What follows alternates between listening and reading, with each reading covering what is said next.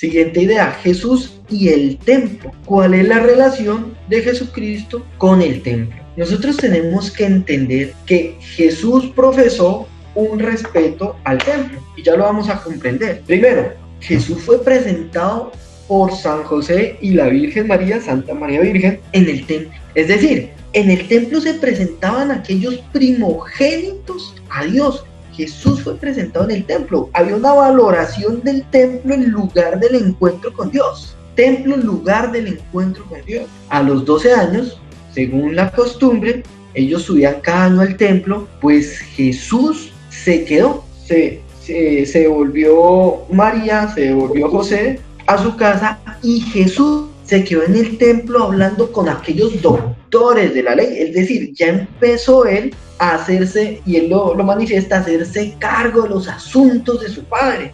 Entonces él en el templo encontraba también que ahí se desarrollaban también los asuntos de su padre.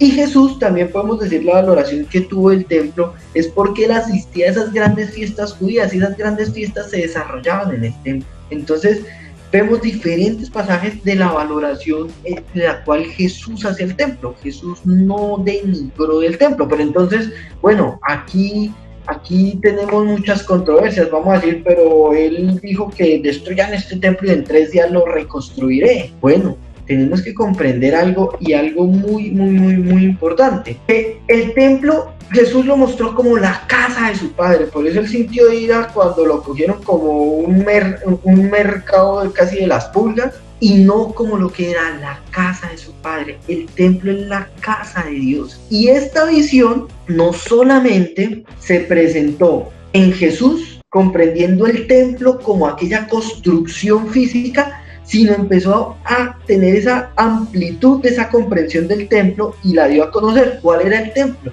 El templo es la morada de Dios definitiva entre los hombres, pero el templo donde mora Dios, él dijo, el templo también es la vida de cada persona. Es decir, dio a entender que cada uno de nosotros, en cada uno de nosotros mora Dios, está la presencia de Dios y nos podemos encontrar. Esto sin denigrar el templo. Entonces Jesús, con su muerte corporal, fue algo muy interesante. Anunció la destrucción del templo, pero también anunció como esa construcción de ese nuevo templo. Y ese nuevo templo donde se adorará a Dios en espíritu y en verdad. Ese nuevo templo que viene a ser como tal el pueblo, los creyentes, los que confían en Dios, vienen a ser ese nuevo templo. Esto es muy interesante.